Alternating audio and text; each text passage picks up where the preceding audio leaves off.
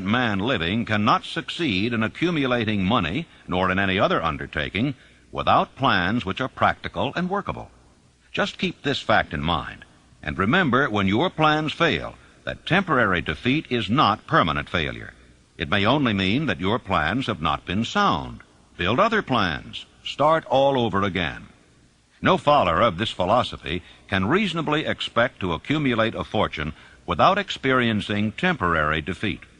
When defeat comes, accept it as a signal that your plans are not sound. Rebuild those plans and set sail once more toward your coveted goal. If you give up before your goal has been reached, you are a quitter. A quitter never wins, and a winner never quits. Lift this sentence out. Write it on a piece of paper in letters an inch high, and place it where you will see it every night before you go to sleep, and every morning before you go to work. Take my son Blair, for instance, who was born without any sign of ears.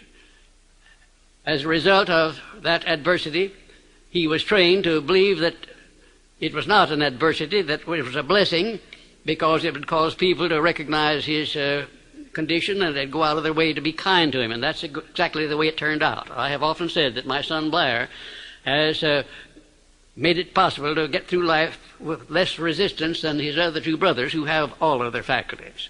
Adversity. I think I can tell you, had it not been for the many adversities which I experienced in the early part of my work with Andrew Carnegie, I never would have completed the science of personal achievement. I had adversity after adversity, but I learned to transmute those adversities into something constructive and to come up with something that would take the place of an adversity. Every time I failed, I said, well, this is just another opportunity that I have to prove that my philosophy can take care of the situation of failure.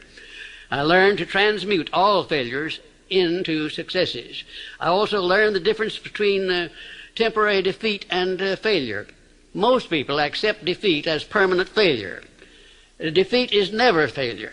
No circumstance is ever failure until it is accepted by the individual as such. And that's one of the greatest things that I learned about this principle of profiting by adversity. When you begin to select members for your mastermind group, endeavor to select those who do not take defeat seriously. Some people foolishly believe that only money can make money. This is not true. Desire, transmuted into its monetary equivalent through the principles laid down here, is the agency through which money is made. Money of itself is nothing but inert matter. It cannot move, think, or talk, but it can hear when a man who desires it calls it to come. Planning the sale of personal services. Intelligent planning is essential for success in any undertaking designed to accumulate riches. Here will be found detailed instructions to those who must begin the accumulation of riches by selling personal services. It should be encouraging to know that practically all the great fortunes began in the form of compensation for personal services, or from the sale of ideas. What else except ideas and personal services would one not possessed of property have to give in return for riches? The major attributes of leadership. The following are important factors of leadership. 1. Unwavering courage based upon knowledge of self and of one's occupation. No follower wishes to be dominated by a leader who lacks self-confidence and courage. No intelligent follower will be dominated by such a leader very long. 2. Self-control. The man who cannot control himself can never control others. Self-control sets a mighty example for one's followers, which the more intelligent will emulate. 3. A keen sense of justice. Without a sense of fairness and justice, no leader can command and retain the respect of his followers. 4. Definiteness of decision. The man who wavers in his decisions shows that he is not sure of himself, cannot lead others successfully. 5. Definiteness of plans. The successful leader must plan his work and work his plan. A leader who moves by guesswork without practical, definite plans is comparable to a ship without a rudder. Sooner or later he will land on the rocks. 6. The habit of doing more than paid for. One of the penalties of leadership is the necessity of willingness upon the part of the leader to do more than he requires of his followers. 7. A pleasing personality. No slovenly, careless person can become a successful leader. Leadership calls for respect. Followers will not respect a leader who does not grade high on all of the factors of a pleasing personality. 8. Sympathy and understanding. The successful leader must be in sympathy with his followers. Moreover, he must understand them and their problems. 9. Mastery of detail. Successful leadership calls for mastery of the details of the leader's position. 10. Willingness to assume full responsibility. The successful leader must be willing to assume responsibility for the mistakes and the shortcomings of his followers. If he tries to shift this responsibility, he will not remain the leader. If one of his followers makes a mistake and shows himself incompetent, the leader must consider that it is he who failed. 11. Cooperation. The successful leader must understand and apply the principles of cooperative effort and be able to induce his followers to do the same. Leadership calls for power, and power calls for cooperation. How to get the exact position you desire. Everyone enjoys doing the kind of work for which he is best suited. An artist loves to work with paints, a craftsman with his hands, a writer loves to write. Those with less definite talents have their preferences for certain fields of business and industry. If America does anything well, it offers a full range of occupations: tilling the soil, manufacturing, marketing, and the professions. First, decide exactly what kind of job you want. If the job doesn't already exist, perhaps you can create it. Second, choose the company or individual for whom you wish to work. Third, study your prospective employer as to policies, personnels, chances of advancement. Fourth, by analysis of yourself and your talents and capabilities, figure what you can offer and plan ways and means of giving advantages, services, developments, ideas that you believe you can successfully deliver. Fifth, forget about a job. Forget whether or not there is an opening. Forget the usual routine of, have you got a job for me? Concentrate on what you can give. Sixth, once you have your plan in mind, arrange with an experienced writer to put it on paper in neat form and in full detail.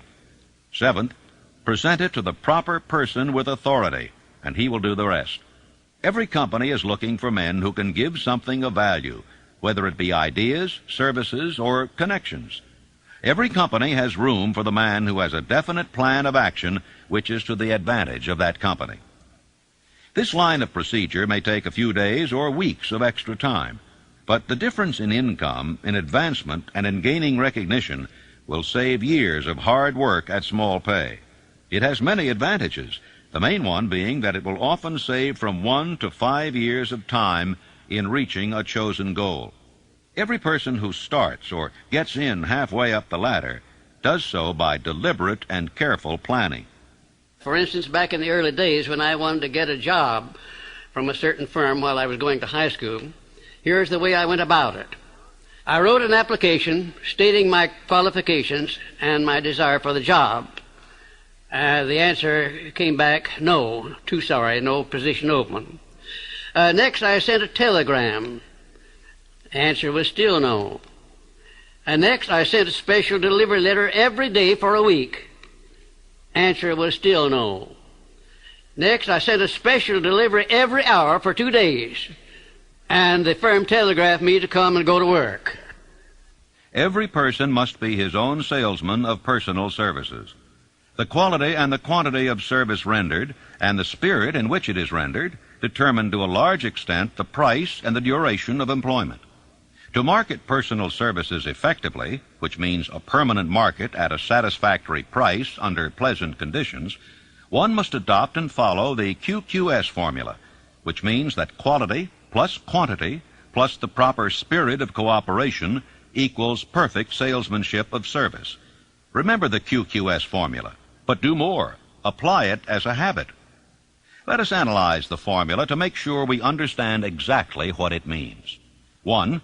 Quality of service shall be construed to mean the performance of every detail in connection with your position in the most efficient manner possible, with the object of greater efficiency always in mind. 2. Quantity of service shall be understood to mean the habit of rendering all the service of which you are capable at all times, with the purpose of increasing the amount of service rendered as greater skill is developed through practice and experience. Emphasis is again placed on the word habit. 3.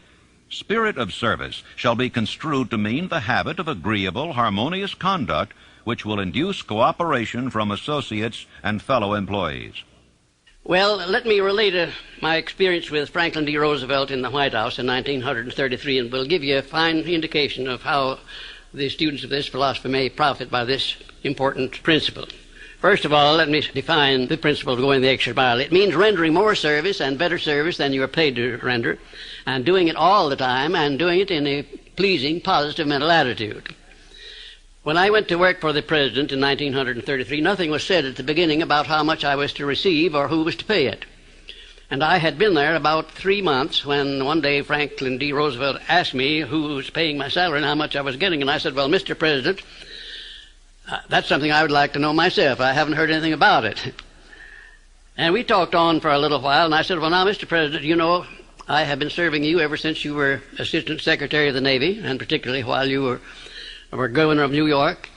And you will recall, of course, that up to this time I have never rendered you a bill or asked you to pay me $1 for my services, and I'm not going to start now. But if you insist upon it, suppose you put me on the payroll at $1 a year. And that's exactly what he did. Well, I took my typewriter down to the White House, and when I wasn't actually serving the President or some member of his staff or cabinet, I started writing books. I wrote 6 books that first year, among them Think and Grow Rich, the book that has made me popular all over the world, you might say. I had no intention of publishing that book when I was writing it. I was writing it to myself to keep my mind positive in those days of chaos.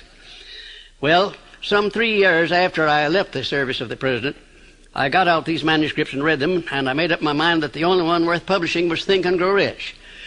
And when I took it to my publisher, he said, well, what is in this book that leads you to believe it would sell? I said, you will have to read it to find out. He took it home with him and read it. He had his whole staff read it paragraph by paragraph, and then they took a vote on it, and they voted unanimously that it was the best manuscript that ever came to that publishing house. They printed it, put it to work, and it's been selling as a bestseller all over the world up to this time. It has grossed over $18 million, and probably will gross many more millions of dollars while I'm still alive. It's been translated into many languages. It was endorsed by Mahatma Gandhi and distributed widely throughout India. It went from there to Brazil, where it was translated into the Portuguese language and is widely distributed throughout Latin America. And I think if you'll stop and consider the wages that I asked, the wages that I received of $1 a year, and the service that I gave for that, you'll recognize what can be accomplished by going the extra mile. Now, let me give you some of the benefits that comes from going the extra mile. Well, it places the law of increasing returns squarely back of one. It brings one to the favorable attention of those who can and do provide opportunities for self-promotion. It tends to permit one to become indispensable in many different human relationships, and therefore enables one to command more than average compensation. It leads to a mental growth and physical perfection in various forms of service, thereby developing greater ability and skill in one's chosen vocation. It protects one against the loss of employment and places one in a position to choose his own job and working conditions. It enables one to profit by the law of contrast, because the majority of people do not practice the habit of going the extra mile. As a matter of fact, the majority of people don't even go the first mile. And it leads to the development of a positive, pleasing personal attitude, which is among the more important traits of a pleasing personality. And it tends to develop a keen, alert imagination, as it is a habit which keeps one continuously seeking new and more efficient ways of rendering service. It definitely serves to develop self-reliance. It serves also to build the confidence of others in one's integrity. And it is the only logical reason to justify one in asking for a promotion or for more wages, because if a man is not doing any more than he's paid for, then obviously he has no right to ask for more pay.